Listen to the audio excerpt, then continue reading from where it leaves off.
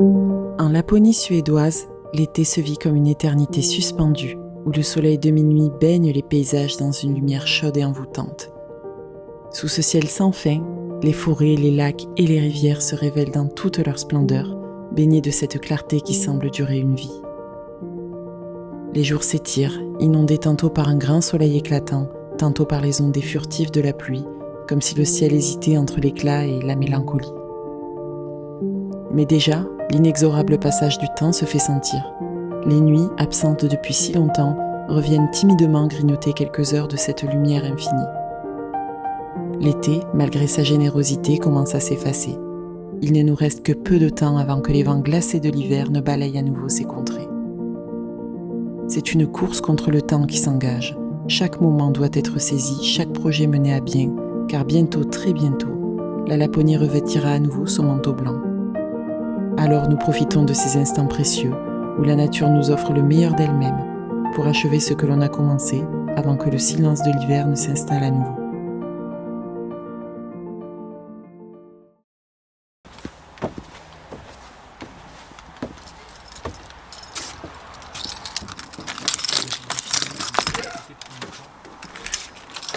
On est à Overcalix à la maison et il y a eu quand même de belles avancées. Nous sommes dans la cuisine, tous les soubassements sont faits, les premières couches sont faites. Donc là on est venu pour continuer aujourd'hui, faire les deuxièmes couches, faire l'entrée. Mais ouais, ça a bien avancé encore. Voilà, on fait du blanc partout pour l'instant, même à l'étage qui est moins la peine, il a fait la première couche. Et c'est chouette, on voit que ça avance. Après il manquera vraiment à faire la cuisine ici, petit à petit. Ça va donner quelque chose de pas mal, je pense. Ça va être très sympathique. Cette maison va être très jolie. Et donc, à l'étage, il y a donc, pareil, les premières couches sur le verre là, qui ont été faites, la sous-couche. Mais là, il va y avoir besoin de plus de couches, je pense, pour faire partir la couleur du dessous.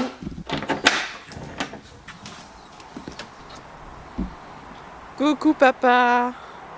Coucou Alba. Ma fille, elle pleure, elle fait que pleurer en ce moment. Il fait que pleurer le grand bébé. Elle a 1 mois d'ailleurs aujourd'hui. Et oui, déjà 1 mois. On est le 29 juillet. J'ai accouché le 29 juin. Ça passe super vite. Tout le monde me le dit hein, que ça passe très vite. Mais c'est vrai que quand on est dans le rush, on s'en rend pas compte, quoi. On a un peu des œillères, on s'en rend pas compte. On essaie de profiter au maximum. Mais ouais, 1 mois déjà aujourd'hui, le petit opossum. Cette nuit, ça a été une catastrophe. Elle n'a pas dormi pratiquement de la nuit. Elle a dû dormir 3 heures. Et tout ça en fractionné. Ce bébé est très, très éveillé. En fait, depuis sa naissance, elle porte sa tête, elle pousse avec ses pieds, elle est très éveillée. Et nous, on essaie de suivre tant bien que mal. Elle rampe. Elle fait des trucs de bébé qui ont déjà plusieurs mois et ce depuis sa naissance. Bon alors visuellement comme ça on dirait que rien n'a changé, mais j'ai quand même fait une couche de peinture blanche ici et j'ai fait j'ai repeint les moulures là au plafond en blanc. Là je vais faire une deuxième couche ici de peinture, comme ça le mur sera prêt ici pour pouvoir faire le papier peint. Et une fois que le papier peint sera posé, on pourra déjà mettre les moulures beige ici, tout le long. Regardez-moi ce papier peint magnifique. Bon, ça y est, j'ai posé les 2 premières bandes du papier peint. Regardez les détails. Et je trouve que les couleurs vont trop bien avec cette couleur-là. Il manque une moulure ici. Il faudra aussi que je reprenne un petit peu les jointures là avec la colle. Donc je vais continuer ici et j'ai déjà découpé et peint une moulure. Voilà, ici un bout de moulure pour pouvoir le tester directement quand j'aurai posé la 3e bande de papier peint. Comme ça on pourra vraiment voir ce que ça va donner en rendu final avec les moulures comme ça peintes aux couleurs du soubassement. Donc d'ailleurs il nous avait laissé cette grande table pour découper et préparer le papier peint. Franchement ça c'est trop pratique, c'est une vieille table à tapisser Et ça c'est génial, on va se la garder pour nous, pour les prochains travaux qu'on va faire, parce que franchement ça aide. Moi à notre maison là, je le faisais par terre sur le parquet, d'ailleurs on a abîmé le parquet comme ça, alors que là c'est hyper facile de travailler, de faire les découpes et tout ça du papier peint. On l'avait fait sur une porte. Oui, on faisait le papier peint, on découpait le papier peint sur une porte, c'est vrai.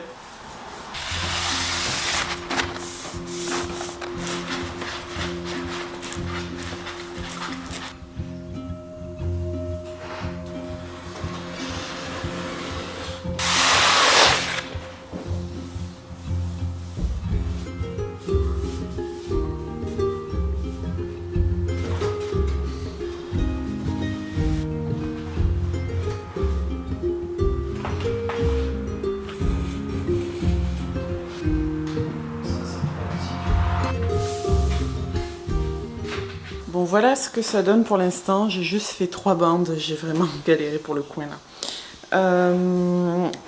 Il m'a fallu faire une deuxième couche là-dessus. Mais on a quand même testé avec une seule couche. Là, on l'a mis et ça rend super bien. Donc, on est super content. Là, on range, on nettoie le chantier parce que c'est déjà 17 h. Regardez ce que j'ai trouvé dans notre sous-sol que les anciens propriétaires nous ont laissé. Elle n'est pas trop belle. C'est une lampe à gaz, type lampe à huile, mais à gaz. Elle est trop jolie. Pour cet hiver, elle est gigantesque. Elle est super lourde. On a un petit opossum là qui est en train de se réveiller, donc on va pas tarder. Ça, c'est le déménagement de retour avec toutes les affaires.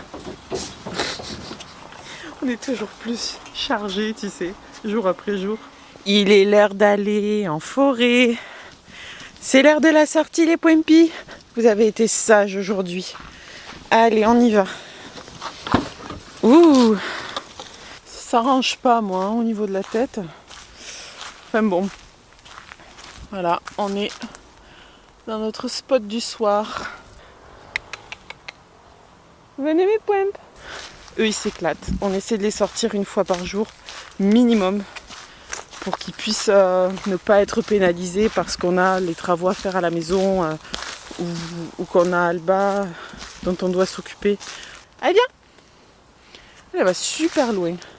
Sa distance d'éloignement quand on est en balade, elle est de plusieurs centaines de mètres, facile. Alors que Polo, il reste beaucoup plus proche. Auquel on est obligé de la rappeler régulièrement, au cas où il y a une voiture, tout ça. Là, sur l'année 2024, il y a déjà 2 personnes françaises qui habitent dans le coin qui ont un chien qui s'est fait percuter par une voiture. Et le conducteur est parti. Et moi, ça, c'est ma hantise. C'est ma hantise. Donc, on fait le plus attention possible. Malheureusement, on ne peut pas tout prévoir. Je fais surtout attention avec Gaïa parce qu'elle, si elle a peur de quelque chose, elle peut facilement partir et s'enfuir. Et d'ailleurs, vraiment, je recommande à toutes les personnes qui veulent venir habiter en Suède, prenez une assurance pour vos animaux de compagnie. Vraiment, vraiment, vraiment. J'arrête pas de le dire. Même quand on me demande par message et tout ça sur Instagram, prenez une assurance pour vos animaux de compagnie si vous venez habiter ici parce que les frais de vétérinaire coûtent très cher et on peut vite se retrouver au pied du mur avec des factures pas possibles. Nous, pour une histoire de vérifier un œil à Polo l'année dernière, ça nous avait coûté 500 € quand même.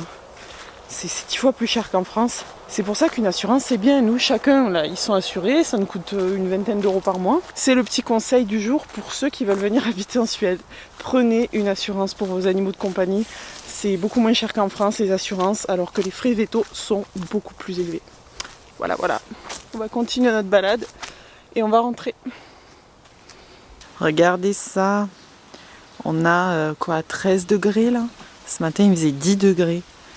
Avec un super temps, forcément, le temps qui va avec. Il pleut. Il pleut, il pleut, il pleut. Ça s'arrête pas de pleuvoir. Voilà. C'est aussi ça la Laponie en été. Hein. On retourne à la maison d'Overcalix. De toute façon, là, on fait ça tous les jours en ce moment pour avancer le plus vite possible.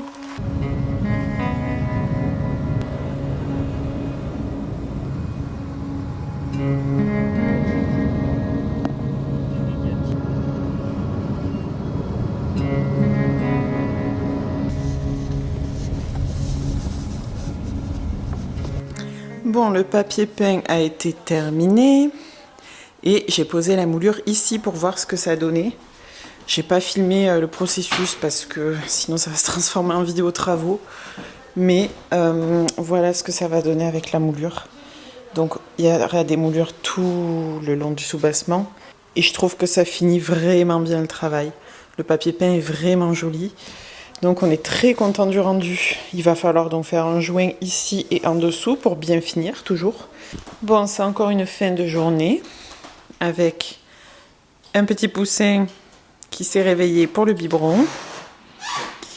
Et donc Clément, il a continué à faire le blanc ici. Il faudra encore une ou deux couches, ainsi que dans l'entrée. Petit à petit, ça prend forme. Aujourd'hui, on va cueillir des baies. On va voir ce qu'on va trouver, si on trouve des cloudberries ou des blueberries ou quoi. Regardez la tête de la voiture. Il y a Alba qui est ici, dans sa nacelle. Clément est conduit, on a la poussette devant, avec tout le bordel. On a Polo et Gaïa derrière, avec les seaux, les râteaux à baies et tout ça. Moi, je suis là, quichée entre la portière et le berceau. Voilà. Pourquoi il nous faut une autre voiture, une voiture plus grande, entre autres. Bon, nous voilà dans notre spot. On tente une sortie en famille pour aller cueillir des baies. C'est pas facile. Déjà, la voiture, comme je disais, elle est pleine à craquer. Et Alba, elle est un peu contrariée, donc elle pleure. Elle gigote beaucoup, elle pleure. On sort de la voiture, il y a toute la forêt. C'est un énorme parc de jeux, voilà, pour les chiens. Polo fait ses besoins à côté de la voiture. Est-ce que c'est normal, un chien pareil? Clément, il est au bout du rouleau, il est au bout de sa vie. C'est terminé les sorties où on part comme ça, sans anticiper pour cueillir des baies. Maintenant, on ouvre les portières, il y a tout qui nous tombe dessus parce qu'on est chargé comme pas possible. Aïe, aïe, aïe, aïe, aïe. Puis alors, ils nous aident pas beaucoup les deux chiens là-bas. Mais eux, ils vivent leur meilleure vie. Moi, j'ai pris des bottes. J'espère qu'elles me vont encore. Parce que normalement, si on trouve des cloudberries, c'est dans des zones un peu marécageuses. Alors voilà, ça c'est notre spot à cloudberry normalement. J'espère qu'il y en a encore. Je sais pas trop quand c'est la saison. La dernière fois, il y en avait. Je les avais prises en photo. Mais je ne sais pas si depuis, il y en a encore. C'était il y a bien 2-3 semaines quand on en a vu. Et là, je vois plus trop d'oranges quand même. Avec tes pompes, ça craint. Tu devrais mettre des bottes. Ah ben t'en as pas. C'est bête. Bon allez, allons nous enfoncer dans ce marais. Regardez comme on s'enfonce. C'est que de la mousse comme ça. Mais ça se mérite. Les cloudberries. Voilà, l'or de Laponie. C'est ça. Mais moi j'y connais rien. Je sais pas si elles sont pas un peu... si elles manquent pas un peu de maturité là. Ou au contraire si elles sont pas trop mûres. Parce qu'il y a ça. Et je trouve que ça ressemble à rien par rapport à ce que j'ai pu voir chez les autres. Et puis il n'y en a pas des masses non plus quoi. Il n'y en a pas des masses. Il y en a quelques-unes par-ci par-là. C'est pas les plus jolies qu'on ait vues quand même. Puis elles sont vachement gorgées de flotte. Je sais pas trop comment expliquer. C'est pas... Je pense qu'en fait c'est passé. C'est plus trop le moment de les cueillir je pense. Même là elle est toute blanche presque. Oh il y a des araignées énormes. Après sinon on a les myrtilles. Et elles commencent à être pas mal là. Je les ai goûtées et ça va. Elles étaient encore un peu acides il y a 2 semaines. Là elles commencent à être bien. Le problème là c'est que maintenant qu'il n'y a plus trop de moustiques, on a des toutes petites mouches là qui volent partout, qui rentrent dans le nez, dans la bouche. Et le problème c'est qu'avec la petite, avec Alba, c'est pas fou.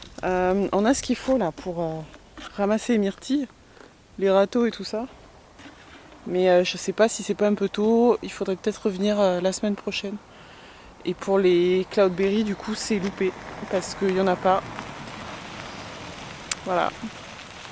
Donc c'est soit c'est plus la saison, c'est plus le moment en fait pour les cloudberries, c'est trop tard, soit c'est les animaux qui les ont mangés, je sais pas. Voilà. Ou alors les fortes pluies aussi qu'on a eues ces dernières semaines peut-être. Je sais pas du tout. Là où on était, c'est le spot où on vient tout le temps depuis 1 an pour promener les chiens et tout. Et là, en ce moment, ils sont en train de tout déforester. Voilà, donc sur le chemin pour venir, c'est comme ça, dans la forêt. Il y a du bois partout sur les côtés parce qu'ils sont en train de tout enlever, quoi. Donc il y a des endroits comme ça, il y a des forêts, on s'y habitue en fait à voir ces forêts-là. Et puis un jour, on arrive et tous les arbres sont coupés sur le côté. Voilà. Clément est en train de repeindre le blanc de la façade. Ça va embellir la maison.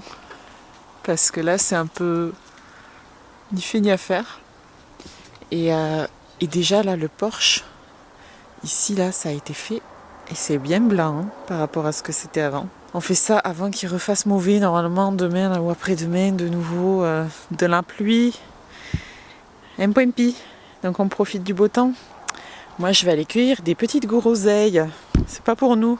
Il est déjà 15h, quelque chose comme ça. Je sors à peine de la maison parce que Alba est en pic de croissance, donc c'est un peu compliqué en ce moment. Ça doit faire 2 jours là, que j'ai pas filmé. Entre autres, je vois ces fleurs là depuis plusieurs jours par la fenêtre qui ont bien poussé.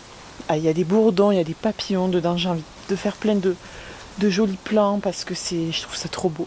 Donc là, je vais en profiter aussi pour aller cueillir des petites groseilles parce qu'on a le jardin qui est plein de groseilles. Nous, on les mange pas.